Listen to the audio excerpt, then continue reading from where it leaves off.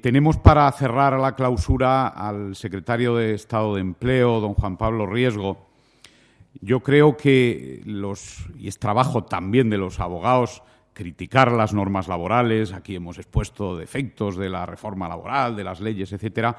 Pero yo tengo que decir, en los años que llevo en estos 3 últimos años, 4 años en la presidencia de Asnala, que el Ministerio de Empleo ha sido cercano a nosotros, que hemos podido acceder con facilidad, que es una de las cosas que más se agradece.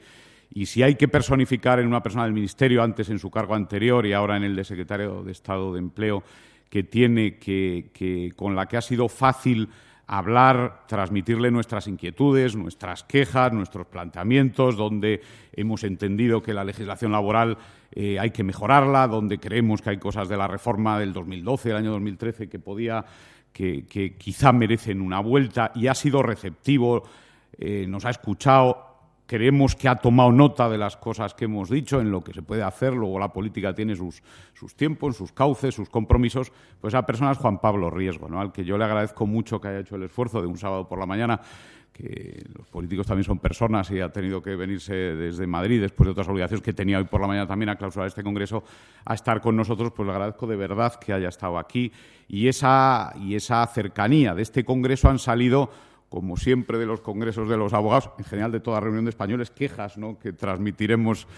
Una de ellas que preocupa mucho a los profesionales, y es verdad que no está en el ámbito de vuestro ministerio, o no fundamentalmente, que es el retraso de la Administración de Justicia. Estamos realmente preocupados porque estamos en tiempo de respuesta de los tribunales que no son tiempo hábil de respuesta. No en La Rioja, donde nuestro buen amigo y querido presidente Miguel Azagra lleva un tribunal que te resuelve en un mes, pero sí en muchos ámbitos de los órganos judiciales. Transmitiremos esa queja y esa demanda de que eso se mejore al Ministerio de Justicia, porque creemos que es fundamental, y en todo el ámbito de la justicia, pero en particular en la justicia laboral.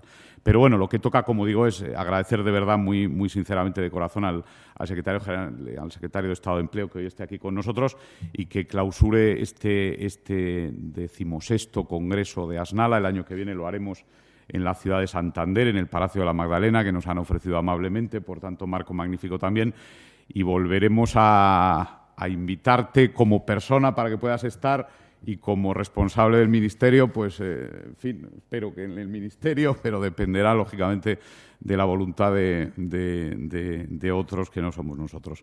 Por tanto, queridos compañeros, gracias por la asistencia a este congreso, por vuestra participación, por vuestra confianza para mantenernos un año más en esta responsabilidad de organizarlo lo mejor que lo hacemos posible. Os agradeceremos que cualquier cosa que se pueda mejorar nos la mandéis a cualquiera de los miembros de la Junta para intentar que el congreso que viene, el del año que viene, pues sea mejor todavía. Y sin más, cedo la palabra para clausurar el congreso a don Juan Pablo Riesgo en esta mañana. Muchas gracias.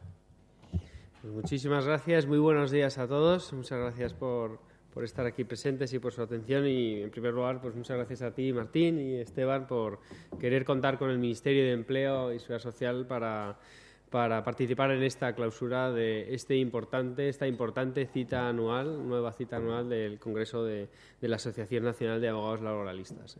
Para nosotros es un placer participar. El Ministerio de Empleo y Seguridad Social debe estar siempre presente en este Congreso, y estoy seguro que en las próximas convocatorias, esté quien esté al frente, tendrá todo el interés de estar, porque es sin duda un foro de relevancia para la toma de decisiones en el ámbito del Ministerio. Con lo cual, os animo, en primer lugar, a seguir trabajando y atendiendo estos congresos tan interesantes, y, como decías, Martín, pues a seguir transmitiendo periódicamente las inquietudes que os surgen, y que además para nosotros es muy importante recibir, porque nosotros regulamos, nosotros ejercemos nuestras competencias, pero no tenemos la capilaridad que tiene toda la presencia y toda la actividad rutinaria y diaria de los abogados que están en la asociación. Con lo cual, muchas gracias por esa labor, porque se note más o se note menos, realmente tiene sentido y consecuencias. Decías, has hablado sobre algunos de los problemas que habéis detectado, el tema de la jurisdicción. me ha venido a la mente el título, ¿no? No sé si es título o la reflexión del Congreso, ¿no? De derecho del trabajo otra vez en el centro del debate económico y político, ¿no? Pues ¿cómo no va a ser así? Es que cuando hablamos de derecho del trabajo hablamos de los derechos de 18 millones de personas como ocupados que son. Cuando hablamos de derecho del trabajo o del derecho del trabajo y seguridad social, hablamos de los derechos de 9 millones de pensionistas, casi 9 millones de pensionistas, o de todos potenciales pensionistas que somos, con lo cual es que el derecho del trabajo está en el centro de las preocupaciones de la sociedad. Luego, ¿cómo no va a ser el centro del debate económico y político y cómo no va a ser relevante que en un foro como este se debata sobre ello? Sé que habéis debatido estos días sobre pues, asuntos que han acontecido, van aconteciendo en la jurisprudencia y también sobre propuestas para el futuro, y de futuro, aunque seré breve, pues hablaré algo después. Pero yo creo que no podemos hablar de futuro sin tener bien presente el pasado más reciente y la situación actual. Y a partir de ahí, elaborado ese diagnóstico, pues tomar decisiones de cara al futuro. Y en ese sentido sí quería yo en esta clausura, de manera breve, hacer una pequeña reflexión sobre de dónde venimos y hacia dónde vamos. Venimos de una legislatura, en mi caso, yo, bueno, como más o menos desbozaba Martín, en mi caso como director de gabinete de la ministra, que por cierto nos acompaña el actual director de gabinete de la ministra, Matías Jove, pues yo entro como director de gabinete en diciembre de 2011 y en aquel momento pues la economía española arrastraba unos 3 años de recesión, 2 años de recesión bastante intensa y en general una situación bastante dura de falta de competitividad. Por hacernos una idea, entre el año 2000 y 2009 los costes laborales unitarios en España subieron un 30%, mientras que en Alemania habían subido un 5%.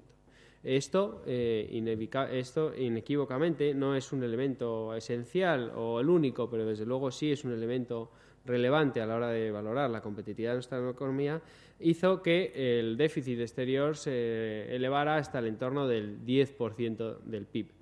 Esto unido, las consecuencias de esta falta de competitividad que podemos ilustrar. Un caso concreto, por ejemplo, en el sector de la construcción en 2009 se destruyó casi 1 millón de empleos y los salarios subieron un 4%. Esta consecuencia, este impacto en la competitividad, pues tuvo, o esta falta de competitividad de la economía española tuvo un impacto muy serio en, como todos ustedes saben, en la evolución de la economía nacional. Así, en ese periodo, entre 2008 y 2012, se destruyeron en torno a 2,5 millones de empleos y el número de parados se incrementó en 3,5 millones. Esto no es ni mucho menos una consecuencia de una política económica concreta en un periodo concreto. Esto es la deriva de la evolución de muchos años, ¿no? Como he dicho, el periodo que he mencionado de evolución de costes laborales unitarios pues es desde 2000 hasta 2009. Y esto lo que claramente implicó es un elevado déficit exterior, falta de competitividad de la economía española, que se trasladó en miles y millones de despidos, en concreto cerca de 4 millones de despidos entre 2008 y 2012, y un impacto muy importante en las cuentas públicas, que pasaron de un superávit a un déficit de hasta el 11,13%. Con lo cual, cuando comienza la actual legislatura, que termina hoy, el Gobierno actual tiene que tomar decisiones rápidas para retrotraer la economía española a una situación de estabilidad. Básicamente en 3 frentes. El primero, la estabilidad financiera del país. El sistema financiero requería de un saneamiento y un refuerzo de su situación. En segundo lugar, las cuentas públicas. Como decía, había un elevado déficit y había que controlar. Y en tercer lugar, como inicialmente mencionaba, había que atajar el problema de la competitividad. Y para los 2 primeros ejes se tomaron medidas que no vienen al caso, y en el tercer eje de las medidas para la competitividad se tomaron rápidamente medidas bien conocidas por ustedes en el ámbito laboral. Adicionalmente a las medidas en el ámbito laboral, reforma educativa, reforma energética, reformas para la competencia de los mercados, creación de la Comisión Nacional de Competencia de los Mercados, ley de unidad de mercado, ley de desindexación. Todo ello acompañó o venía a acompañar la reforma laboral que bien habéis debatido y que, sin duda, como toda norma, es perfeccionable. La ambición era hacer una reforma completa y equilibrada y, como bien decía, cuando estamos regulando el mercado laboral estamos llegando al corazón de los problemas de la gente y es muy difícil siempre acertar a la primera. La reforma laboral tenía básicamente pues, un objetivo, que era dar flexibilidad a las relaciones laborales. Y para ello, pues, en primer lugar, se pretendía en el ámbito de la flexibilidad interna. En concreto, por mencionar algún elemento, pues con el cambio de las categorías profesionales a los grupos profesionales, con la modificación o la flexibilización de la modificación sustancial de las condiciones de trabajo y también fomentando las medidas de flexibilidad, bonificando la suspensión de contratos alternativamente a la extinción de los mismos.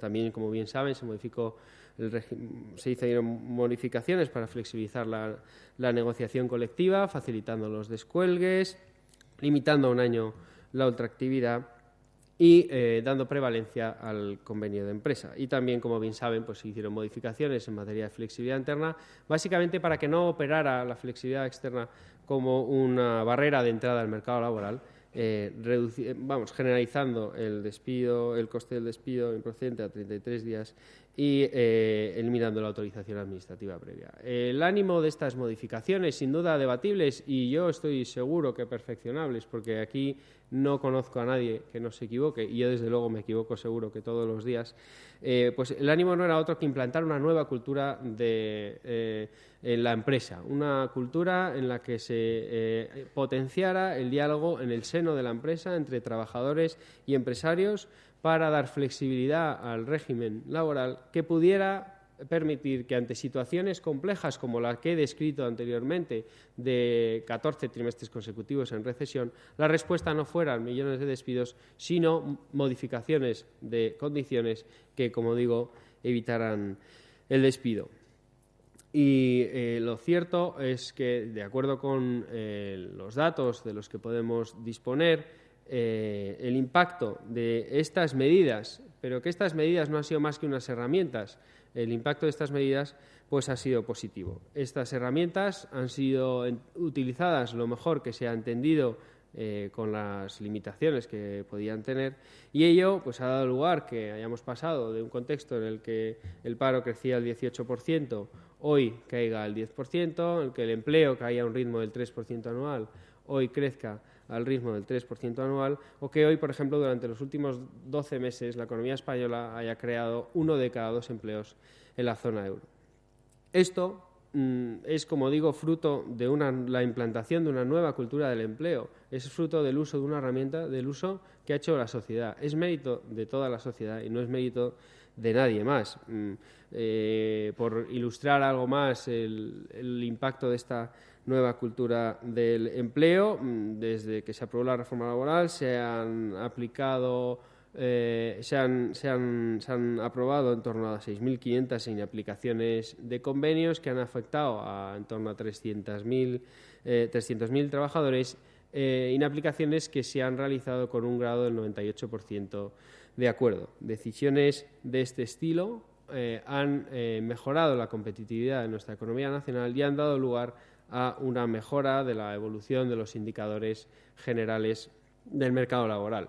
Esa mejora, insisto, no es mérito de nadie, es mérito de toda la sociedad, es mérito de los trabajadores que han acordado modificaciones de contratos, de condiciones, de aquel señor que llega un día a su casa y le dice a su mujer, María, hemos acordado que el año que viene nuestra evolución salarial será esta, pero gracias a ello Paco va a seguir entre nosotros. Es mérito de esa familia, no es mérito de nadie más. Es mérito de ese empresario que, pudiendo probablemente en contra de su voluntad haber despedido, ha optado por o bien acordar modificaciones de condiciones o bien incluso ahora mismo en la actualidad contratar. Y es mérito de las familias que están sinceramente, y si echamos un vistazo a cómo se está pasando la crisis en toda Europa, la evolución, el impacto, el comportamiento de las familias en España en esta crisis ha sido espectacular. El apoyo que se ha venido dando dentro de las familias a las personas que se han quedado menos protegidas ha sido espectacular. Con lo cual, esta mejoría reciente de la situación, esta evolución, no es más que el impacto de las decisiones acertadas de la sociedad que ha utilizado unas herramientas que se han puesto a su disposición y de nadie más.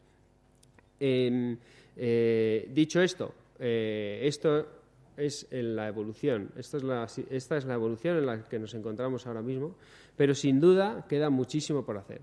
Más de 4 millones de personas siguen en desempleo, en torno a 2 millones de personas están en desempleo de larga duración y cada minuto que pasa en esa situación se reduce su probabilidad de inserción en el mercado laboral. Luego queda muchísimo por hacer. Y por ello, de hecho, se ha avanzado y estamos avanzando y debería avanzarse en el futuro mucho en la modificación en la reforma de las políticas activas de empleo para aumentar la probabilidad de los desempleados de llegar a tener un empleo y también para mejorar la capacidad de los ocupados de desarrollar desarrollar su carrera en su empresa. Con lo cual, hemos avanzado mucho entre todos, pero queda muchísimo por hacer.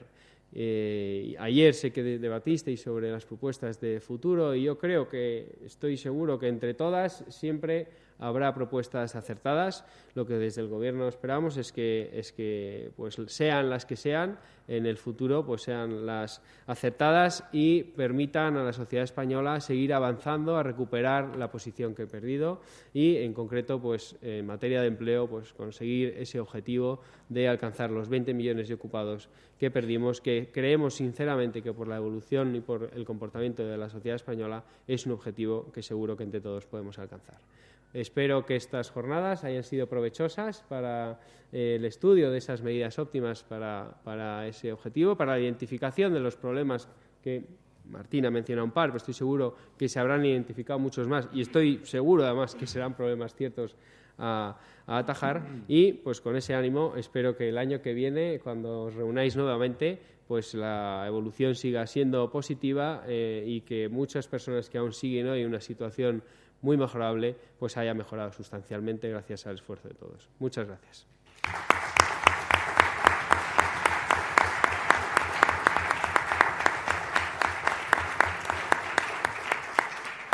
Bueno, pues muchas gracias, Juan Pablo. Damos por clausurado el 16º Congreso. Queridos compañeros, nos vemos en Santander el año que viene en el magnífico Palacio de la Magdalena mirando al mar, que no es mal sitio. Muchas gracias.